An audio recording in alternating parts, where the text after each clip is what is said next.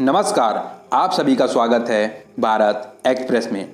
आज हम एक ऐसे कट्टर समाजवादी नेता की बात करेंगे जिसने भारत की राजनीति में यादवों को एक अलग पहचान दिलाई, जिसने यह साबित कर दिया कि यादव किसी से कम नहीं है, चाहे वो कोई भी क्षेत्र हो, राजनीति हो या फिर कोई और। एक छोटे से किसान के बेटे से सबसे बड़े सूबे का 3 बार मुख्यमंत्री और 1 बार भारत का रक्षा मंत्री बनने का सफ़र आसान नहीं था। इनके सफ़र की शुरुआत पहलवानी से हुई। इनके पिता सुधर सिंह इन्हें एक पहलवान के रूप में देखना चाहते थे, लेकिन किस्मत को कुछ और ही मंजूर था। किस्मत में तो लिखा था कि इन्हें सबसे बड़े सूबे का विकास मुख्यमंत्री के तौर पर करना है और भारत का रक्षा मंत्री बनके देश की सेना के लिए कुछ ऐसा कर गुजरना है कि लोग सदियों तक याद रखें। इनके सफ़र की शुरुआत तब हुई जब ये कुश्ती सीखने इटावा गए। एक दिन मैनपुरी में बहुत बड़ी कुश्ती प्रतियोगिता का आयोजन होना था।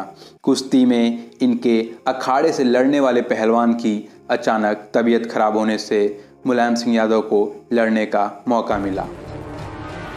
फिर क्या था, यादव तो यादव होते हैं, न आव देखा न ताव। अपने से 10 किलो अधिक वजन वाले पहलवान को इस तरह चित किया, इस तरह पटका कि उनके राजनीतिक गुरु नत्थू सिंह इतना प्रभावित हुए कि उन्होंने 1967 में अपने परंपरागत विधानसभा क्षेत्र से इन्हें सोशलिस्ट पार्टी के टिकट पर चुनाव लड़ा दिया।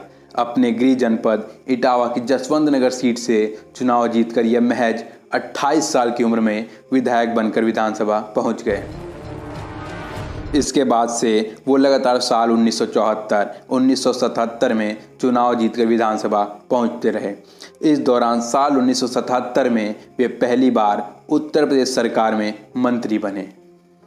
जब वह मंत्री बने तो लोग उनका मजाक उड़ाते थे, कहते थे बचपन से जैसा काम करते आए हैं मंत्रालय भी वैसा ही मिला है, पशुपालन मंत्रालय।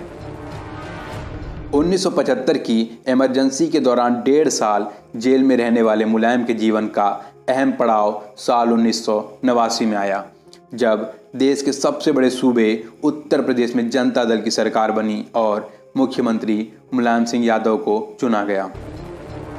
लेकिन कहते हैं ना, तालमेल की सरकार कब तक चलेगी। आखिरकार कुछ ही महीने में पार्टी की आपसी कलह के कारण सरकार गिर गई और साथ ही जनता दल पार्टी भी टूट गई।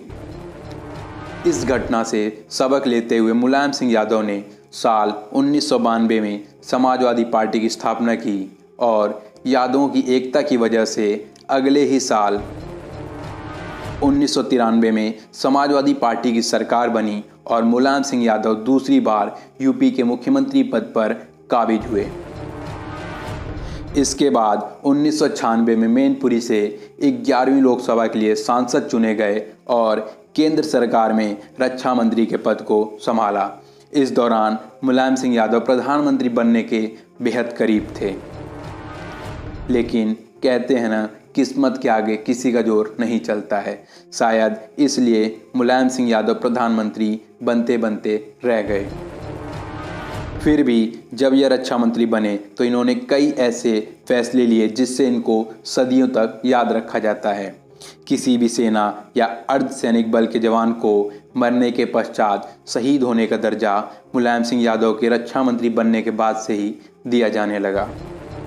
जब यह रक्षा मंत्री बने तब किसी भी फौजी या अर्धसैनिक बल के जवान शहीद होने पर उनका पार्थिव शरीर घर नहीं ले जाया जाता था, लेकिन मुलायम सिंह ने ऐसी व्यवस्था की जिसके बाद से उनका पार्थिव शरीर घर आने लगा। यहाँ तक कि जवानों के वेतन बढ़ाने का श्रेय भी मुलायम सिंह यादव को ही दिया जाता है। बताया जाता है कि पहले जवानों का वेतन अन्य सरकारी कर्मचारियों की तुलना में बहुत कम था। मुलायम सिंह यादव का कहना था कि हमारे जवान ही सबसे ज़्यादा मेहनत करते हैं और उन्हीं का वेतन सबसे कम है, इसको तत्काल बढ़ाया जाए और बढ़ाकर 2 गुना किया जाए। इसीलिए आज मुलायम सिंह यादव को धरती पुत्र के नाम से भी जाना जाता है। दोस्तों, कमेंट बॉक्स में ज़रूर बताइएगा कि आपका प्रिय नेता कौन है। अगर वीडियो अच्छी लगी हो तो प्लीज़ लाइक और शेयर करें। धन्यवाद।